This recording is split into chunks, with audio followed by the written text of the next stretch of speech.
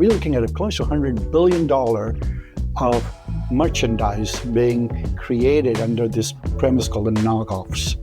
Right? How do we actually at least prevent most of it, if not all of it? In luxurious goods, it's about the authenticity. Is it a real or is it a fake? Is it a knockoff? Right? Blockchain, we can actually create a tamper-proof digital record to prevent the counterfeit. Hi there, welcome to this episode of Fashion Made with Nick Vyas. Really pleased to have you this morning, your time. Nick, you wear quite a few different hats. So you're founding director of the Randall R Kendall Global Supply Chain Institute. You're a professor at the University of Southern California. It would be great just for you to give a bit of an introduction as to kind of who you are and what you do. Absolutely. Good to be with you. You're right. I do wear multiple hats. I mean, three in specific. So one of which is I'm the founding executive director for Kendrick Global Supply Chain Institute. I'm also the academic director for our Masters of Science in Global Supply Chain Management program, which is 16 months master program that takes students through very comprehensive end-to-end supply chain journey. What I call this program to be, you give us 16 months and we'll give you 16 years worth of learnings in that span of time and make you a global leader. And then the last but not the least, I'm the professor in data science and operations at the business school known as the Marshall Business School at the University of Southern California. Amazing. And I know that you recently joined us at our event in LA, Pi Apparel LA. So I know that the team on site was speaking very highly. I think what I'd love to talk to you about, Nick, and I think this is something that the fashion industry is acutely aware of. It's been an interesting few months in North America, to say the least. And I think that fashion was facing challenges when it comes to tariffs and when it comes to losing customers and when it comes to trade with China. And I would love to get your perspective on what a Trump administration means for fashion and for the retail sector at large. What your predictions are for the following years to come. Yeah, so I think we have to when we talk about the tariffs and talk about the fashion industries, I think it has to go beyond even Trump 1.0. So let's start with sort of a decade and a half journey on these things, right? So the trade deficit has been a biggest thorn, if you will, in U.S., especially during the election years, right? It's been 20 plus years in making, where we talk about during the election cycles about the trade deficits, and then we would sort of come up with some short-term remedies, and then elections over, and then we kick the can down the road, and that cycle continued all the way from Clinton's to Trump 1.0, where Trump sees the trade deficit as that America has been taken advantage of. So his views are very cemented in this belief that those countries that they are trade surplus at the cost of creating a trade deficit in America are taking advantage of America, right? So he has a very simplistic view on this subject. He carried this thought in Trump 1.0. However, he feels much more vindicated through the mandate on this outright election win that he has all three houses, judiciary, Senate, and the House, as well as people's mandate to reaffirm his belief and then double down on this. So what does that mean? Well, the Trump 2.0, as you have seen, is very strong in a position to sort of create this issue of trade deficit to somehow come to at the neutral, if not at least shrink what appears to be over $1 trillion in trade deficit. That's really interesting. And in terms of how you think that that's going to affect supply chains, I mean, obviously the FMCG and fashion industry need to move quickly and need to be agile. And how do you see that having an impact in the immediate term on supply chains?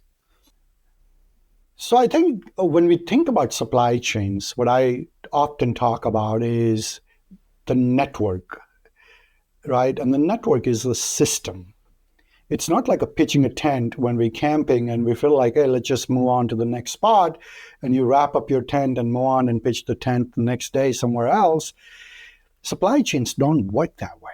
It takes years in making, building those network nodes from acquisition of raw material to the manufacturing and the first, middle, and last mile deliveries. I mean, this is years in making. So what has changed in today's environment is the sudden, abrupt decision through the executive orders in which one would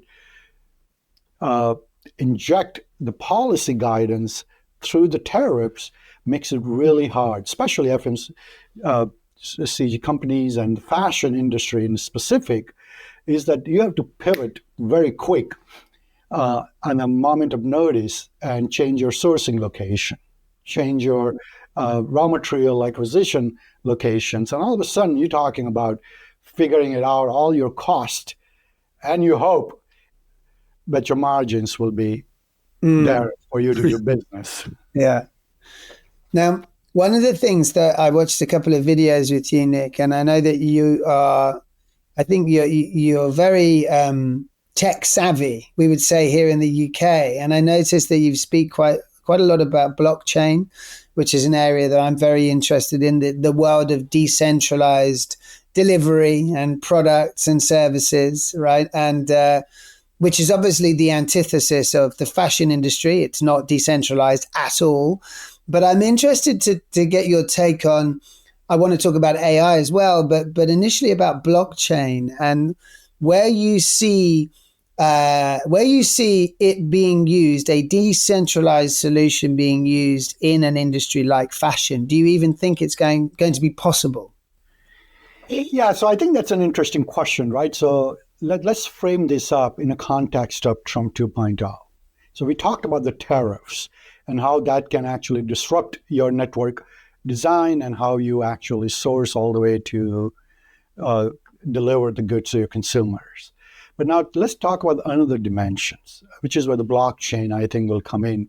I think there is a moment of time in which government, especially in America, and this is also true for EU, that is likely to impose the traceability and the trade compliance of the product. So it's no longer for you to say, well, I am actually buying this fabric from country A. They want to know, where did you actually acquire the yarn? Where did you actually grow the cotton? And by the way, we want to know the fingerprints all across that. Did you deploy any child labor? Did you do any unethical practices? What was the consumption of the water? Or did it come from some of the conflicted areas where we have a trade ban? Today, those things are very hard to A, enforce, and B, be able to produce the traceability related compliance issues. In 2026, just to give you an example, there'll be over 400 new regulations. About 50 or 60 of those will be in the fashion industry. How do we create a solution? It's no longer the Nick Vyas actually issue the certificate of authenticity, and that is an acceptable means of validating that you have ethical practices or you have entire source validated. Those will have to be underpinned by technology, and blockchain has a huge potential to help solve that issue for us. Absolutely. And in a strange way, whilst blockchain is a decentralized technology, in so much as Bitcoin and that world has come around it, it is still centralized to the point where, for authenticity, one can use this as a very effective tool. And it's interesting you talk about sustainability, because I think most people in the fashion industry know that sustainability is almost impossible to achieve when it starts at the factory? Well, then that's not sustainability, right? So that first step is actually the most crucial one. Absolutely. And then you think about, right, when I look at the fashion, it's a spectrum. You have very low end, fast turn fashion goods to very luxurious brands, right? Within the spectrum, there are huge challenges of various different traceability, right? In luxurious goods, it's about the authenticity. Is it a real or is it a fake? Is it a knockoff, right? Blockchain, we can actually create a tamper-proof digital record to prevent the counterfeit. So it solves not only the issues of compliance, but it also solves the issue that most of the retailers, especially high-end retailers, face all the time, right? We're looking at a close to $100 billion of merchandise being created under this premise called the knockoffs, right? How do we actually at least prevent most of it, if not all of it? And I think the technology has a huge opportunity to bring that to transparency. Because you look at it, blockchain does not need to be proved as a authentic platform. Today, we have almost $1 trillion on the blockchain currency market valuation. So it's working in the fintech side. Right? It's working in other verticals, biosciences and pharmaceutical. Can we adapt this into the fashion? And I believe when the regulatory pressure will sit in, I think we will find that we'll adopt this much more faster. Yeah, I think, and already in Europe, that regulation exists. I think if you're turning over more than 5 billion as a brand. So, yeah, it's coming, and it's coming quickly for a lot of these brands, and big changes are going to be needed to be made, right? It's not a small undertaking. It's very interesting looking at the world of AI in fashion at the moment, because there's a big push towards hyper personalization, and the product that is designed just for you and sold just to you, and design, sell, make, fashion principles. But I'd be interested from your perspective, where do you think AI is going to transform the fashion sector? Do you see any signs already that there's going to be some real transformative changes in the way that fashion products are made and sold? Yeah. So I think I'm a optimist, and especially when it comes to this emerging technology stack, which we talked about the blockchain, but now leading into the AI. I feel this is a once in a century sort of an inflection point in terms of where the humanity will be able to optimize, right? So when we think about the Industrial Revolution, was driven primarily by access to energy sources that created a mass manufacturing capabilities, right? And then you talk about the World Wide Web and telecom, and then the broadband. All of a sudden, when we start to get into this spectrum of AI, the inflection point, the reason I say this is that we are now going into the area in which what we have not been able to solve for centuries, right? The friction of moving goods and services from point A to point B to point C, right? Today we look at it, the world of supply chain or global trade. My continued research says about 35% of everything we do is waste or the friction. Fashion industry, within all of those industries, it's still very manual, very siloed, and very ad hoc. Right? So when I look at that amount of friction, and all of a sudden you say we have an ability through Gen AI to solve some of the day-to-day repetitive task of, hey, where is my PO? Or is this goods have arrived to the factories? Or is that my cutting and sewing operations is on the time? All of this basic task that's done by human trying to chase data, trying to chase information, all of a sudden I can solve that problem relatively easy. Then you start to get into the different strata of our supply chain or the global trade.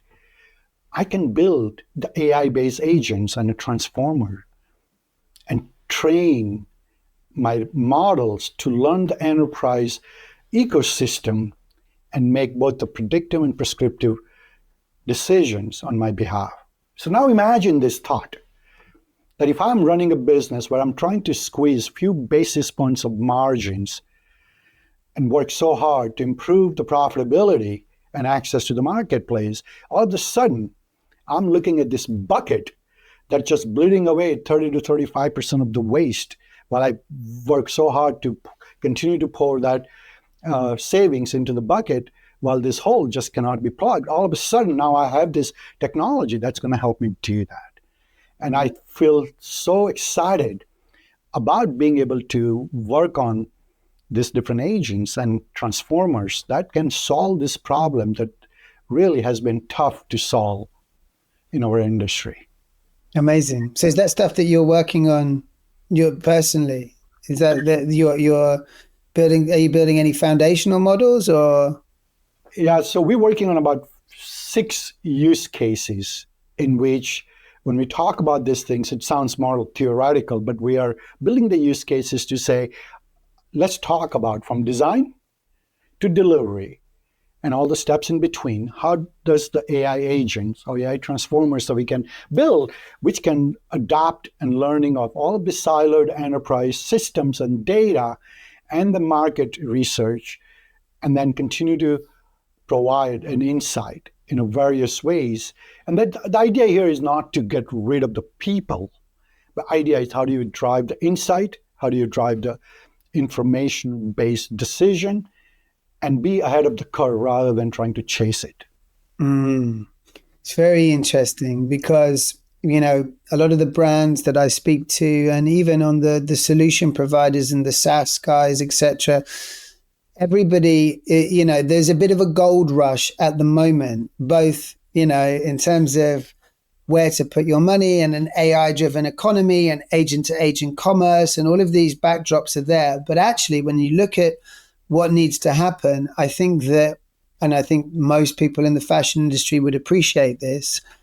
Most companies haven't got a clear strategy, and AI is still this enigmatic idea. And actually, the biggest problem with tech adoption and with technology, and it's always been this way with humankind, is our ability to keep up. And so I think that, a lot of the brands we're working with feel a bit lost at the moment on where to put the time, where to put the money, how to plan for the next 5 years. Yeah, I agree. But let's look at it. Our psyche has been scarred by this enterprise deployment, which 90% of the time failed miserably, right? Anytime you do the system launch or you adopt a new system, organizations fails miserably, at least for first few years during the transition. And all of a sudden, so you are hesitant to make any major changes. The beauty about what we just talked about is building these agents and the transformers and then having these models learn your culture, your trading practices, your siloed enterprise systems. I don't need you to throw away those things. Maintain that.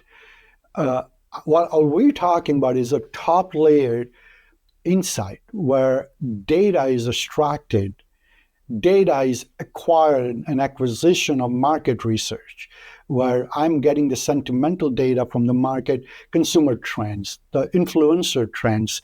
All of a sudden, all of these things, rather than being in the various universe, I am taking that cosmic data field into this data lake and then running the models to say, give me some of the insight, both either predictively, tell me what is likely to happen, or prescriptively, even tell me what should I be doing, and give me 3 options, and then I will make the decision which one of those 3 will work if I'm not comfortable having AI just make those decisions on my behalf. So I think this is almost like a Star Trek version of global trade, and especially in our fashion industries, when you start to think about it, how much can we lever on these propositions? An idea is, you're right, it's a gold rush, but it's a green field, right?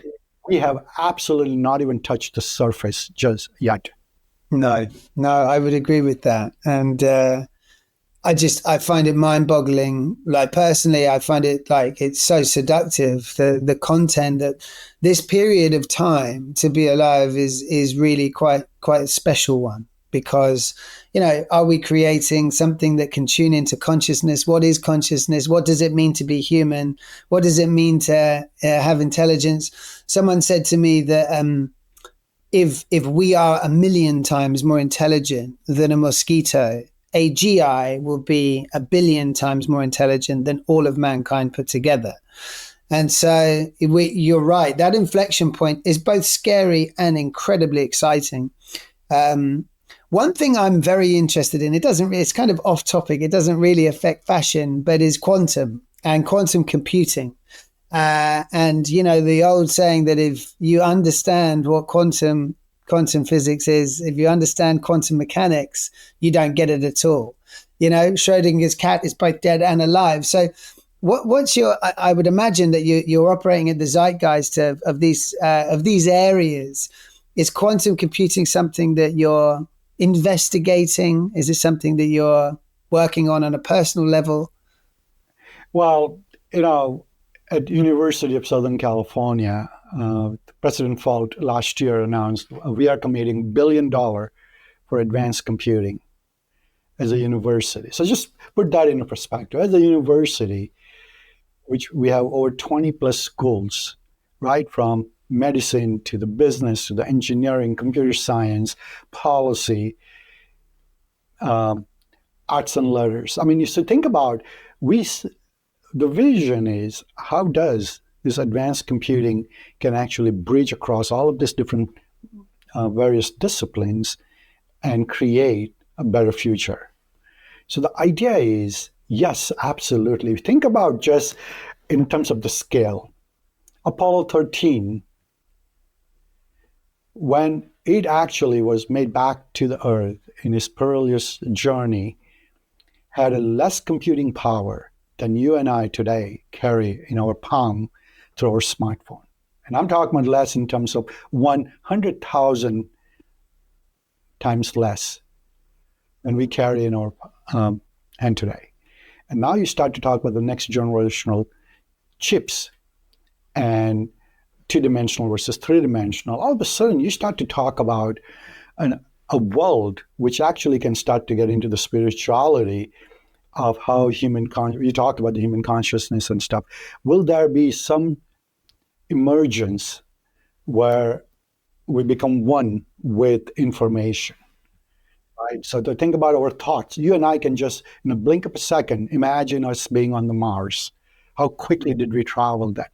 Can all of a sudden imagine that level of capabilities using the systems and information and then building out what-if models on those things. So in my view, although this is not my field of expertise in terms of the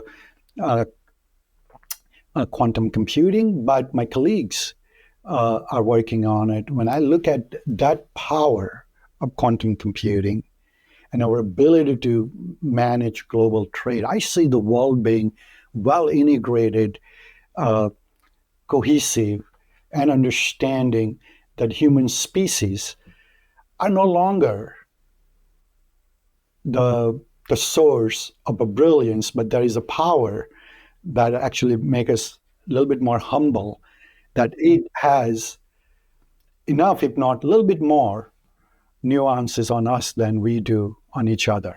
And that is probably humbling if we take it in a positive ways, and it could also be scary if we misuse it, like we have proven as a human species, that every major breakthrough, we find ways to screw things up. Yeah. Should we be trusted with the keys to AGI? And, that pulls another thread, which is who should have access to that? The moment there are like five tech companies, maybe one or two nation states that are and that is an arms race to AGI. It is these frontier labs.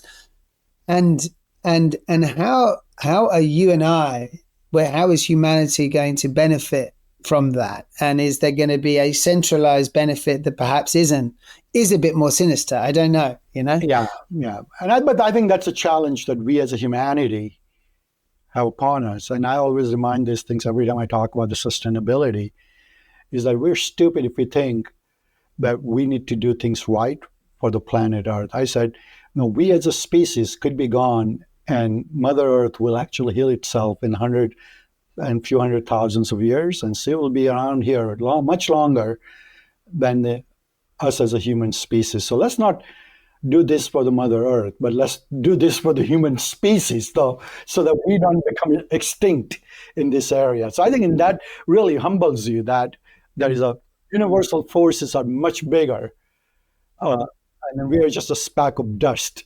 I like that. I like that philosophy, Nick, because I think that, yeah, like that is the point that we've missed is we lose our humanity when with fast fashion, we lose our humanity with plastic, and whether you believe or not that is affecting, the warmth of the planet, or whether you think that that's just the planet's cycle, all of that really is insignificant. It's where's humanity? Where are we best? Where's the best energy? And where can we do the best possible job? And I think, without question, it's technology that drives those improvements. It really is. Absolutely. And then you brought up and you touched on these things, and I've written about this, the fast fashion, right?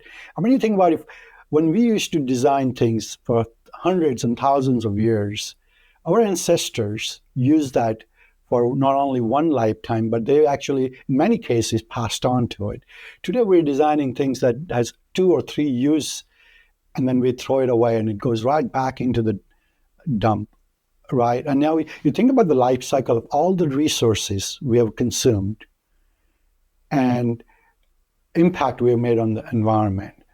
You just can't keep talking from the one side of your mouth about doing something right, but then the seconds we continue to pump these practices of abuse, and and we are at the point of sort of a no return in many cases. The scientific data suggests that we need to do some paradigm shift, and I believe that technology is our friend to help us do that.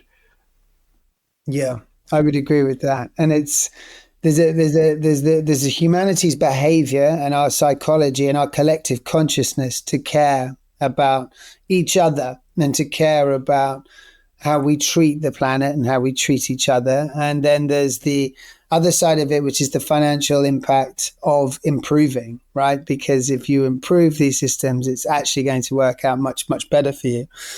So it's really interesting to talk to you, Nick. And I guess one question I would have on a slightly more broader phrase, or a more broader stage, would be, in terms of all your years of experience in supply chain and trade, do you have any predictions specifically for the fashion industry over the next sort of, let's say 5 years? Great question. So I think I have deep roots from my early entrance into the commercial world, into the fashion, to now I reflect back on the past as well as look forward. 5 of those 4 years will be determined under Trump 2.0 and some of the political changes we're anticipating in Europe and in other parts of the world. I think one of the big things that I see, actually, I can talk about 3 things. We talked about the AI. That cat is out of the bag. I believe we will look back and see this as one of the most monumental events in our lifetime in terms of what that's going to shape to, right? So that's one. Second, I think underneath that technology blanket, the traceability and sustainability, although right now we're taking our foot off the pedal, especially in the case of US, we suddenly have sort of lifted the focus off of it. I think this is going to be an ongoing regulatory pressure. The fashion industry is going to have to succumb to it. That in the past, you might have gotten away if your goods were manufactured in a factory where you locked up some underage employees and didn't have to report that, and you might have gotten away with just a slap on the wrist, those days might be over. I think there will be a very stringent, especially Europe-led, EU and led some of the regulatory pressure that's going to come, and including adaptiveness into the US and other Western democracies and large economic powers in Asia. So that's number two. Number three, I think the trend that we look at it is that as much as there's a conversation and a noise about this, every country, you guys have gone through your Brexit. We're going through under our current administrations about America first, and China is focusing on China first and India first. I mean, as you start to see this, there's a tendency that we're becoming much more nationalist, and there appears to be undercurrent breaking away from this global thread. My view that underneath all of this noise, interdependency of each other will continue to stay there. So it is likely to be decoupled economy in a very regional and centric nodes, but the global thread will continue to stay. And I think that's a good news for the humanity. So between AI transformations, regulatory compliance, and a lot more focus on national and shorter supply chain hubs and nodes that are regionally dependent, but interdependently connected across the continent with the common thread, I think I'm very optimistic about the future. That's amazing. Listen, Nick, thank you so much for taking the time to talk to us this morning. It was really, really interesting. We hope to see you at some of our events. We've got some. We'll be back in LA a bit later this year. Welcome to join us in New York or Portland, where we can talk about that offline. But yeah, thank you so much for your insights and your time. That was really, really interesting. Well, great chatting with you, and thanks for having me.